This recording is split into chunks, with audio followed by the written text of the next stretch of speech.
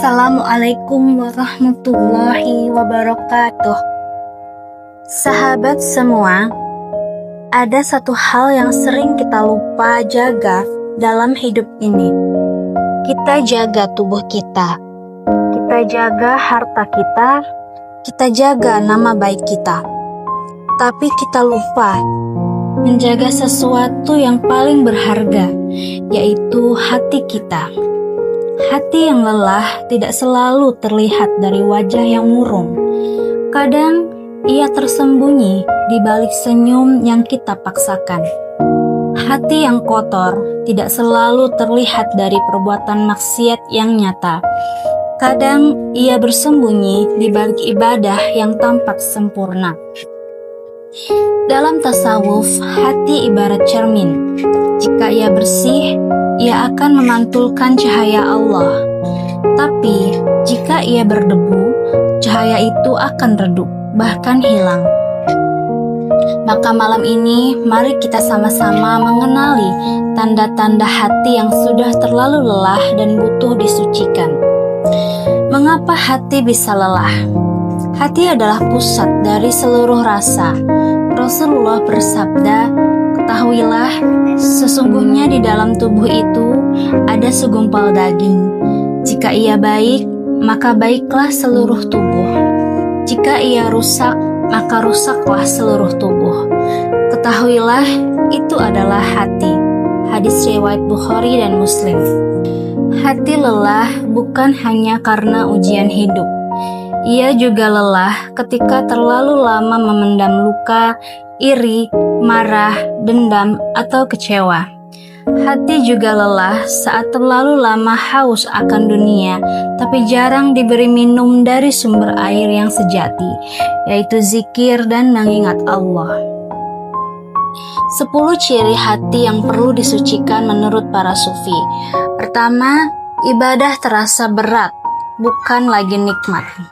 Seharusnya sholat, zikir, dan tilawah menjadi sumber ketenangan dan kekuatan. Namun, jika hati kotor, ibadah terasa seperti kewajiban yang memberatkan. Sholat menjadi sekadar gerakan tubuh, zikir menjadi hafalan lisan tanpa rasa. Bahkan seseorang bisa mencari alasan untuk menunda atau mempersingkat ibadah. Para sufi mengingatkan ini tanda hati tertutup oleh karat dosa dan lalai dari mengingat Allah. Kedua, dosa terasa biasa, bahkan dianggap remeh. Awalnya, berbuat salah membuat hati gelisah dan menyesal. Tetapi ketika hati kotor, rasa bersalah itu hilang. Bahkan maksiat dianggap wajar atau normal. Ini yang disebut oleh Rasulullah sebagai qalbun marid, hati yang sakit. Para sufi menegaskan dosa yang diremehkan lebih berbahaya daripada dosa besar yang ditangisi. Ketiga, sulit merasakan khusyuk dalam ibadah. Khusyuk lahir dari hati yang tenang dan fokus kepada Allah. Ketika hati dipenuhi pikiran dunia, kekhawatiran, atau kemarahan, khusyuk menjadi sulit dicapai. Salat dilakukan tetapi pikiran melayang ke pekerjaan, uang, atau urusan rumah. Para sufi menyebutnya ghaflah atau kelalaian hati yang membuat ibadah menjadi kosong dari rasa. Keempat, hati mudah gelisah meskipun tidak ada masalah besar. Ketika hati kotor, ketenangan akan hilang. Kegelisahan bisa muncul tanpa sebab yang jelas. Perasaan seperti ada yang kurang, mudah tersinggung, dan tidak pernah merasa cukup.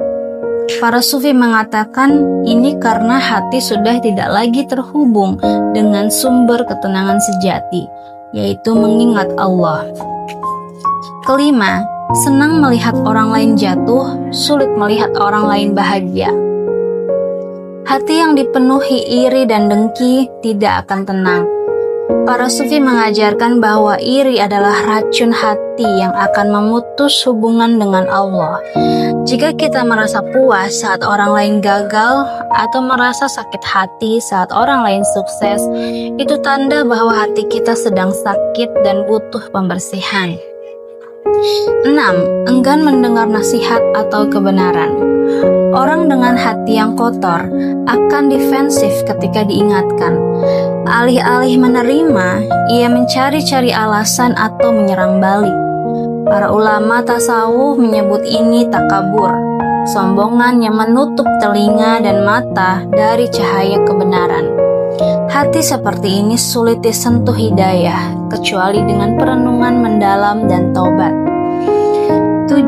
Lebih mencintai dunia daripada akhirat. Tanda hati kotor adalah ketika dunia menjadi tujuan utama, sementara akhirat hanya dipikirkan sesekali. Para sufi tidak melarang mencari rezeki, tapi mengingatkan, dunia di tangan itu baik, dunia di hati itu racun. Jika urusan dunia selalu lebih diprioritaskan daripada urusan Allah, itu tanda hati telah tertutupi. 8. Merasa aman dari azab Allah dan tidak takut dosa. Rasa takut kepada Allah dan harapan akan rahmat-Nya harus seimbang. Tapi jika hati kotor, rasa takut itu menghilang. Orang bisa merasa bebas berbuat apa saja, seakan-akan Allah tidak akan menghukumnya. Para sufi menyebut ini gurur, tertipu oleh rasa aman yang palsu. 9. Lupa bersyukur dan selalu merasa kurang. Hati yang bersih mudah bersyukur, bahkan untuk nikmat kecil. Tapi hati yang kotor hanya fokus pada apa yang belum dimiliki. Akhirnya, hidup terasa sempit dan penuh keluhan. Dalam tasawuf, kurangnya rasa syukur adalah pintu masuk syaitan untuk menanamkan ketidakpuasan yang berujung pada penyakit hati lainnya. 10. Lebih suka membicarakan aib orang daripada memperbaiki diri. Hati yang kotor senang mencari kesalahan orang lain, karena itu memberi rasa puas sementara. Ghibah, fitnah, dan suudzon menjadi makanan sehari-hari. Para sufi mengingatkan membicarakan aib orang adalah tanda lupa akan aib diri sendiri. Semakin banyak kita sibuk dengan aib orang, semakin tebal kotoran yang menutupi hati. Sahabat semua, jika hari ini hati kita terasa lelah, itu bukan berarti kita hamba yang buruk. Justru itu tanda Allah sedang memanggil kita untuk kembali padanya. Hati yang bersih bukanlah hati yang tidak pernah jatuh dalam dosa, tapi hati yang selalu kembali disucikan setelah ternoda. Mari kita sama-sama berdoa, ya Allah, bersihkanlah hati kami dari kesombongan, iri, dan dengki. Jadikan hati ini lapang menerima takdir-Mu, lembut terhadap sesama, dan selalu rindu untuk bertemu dengan-Mu. Assalamualaikum warahmatullahi wabarakatuh.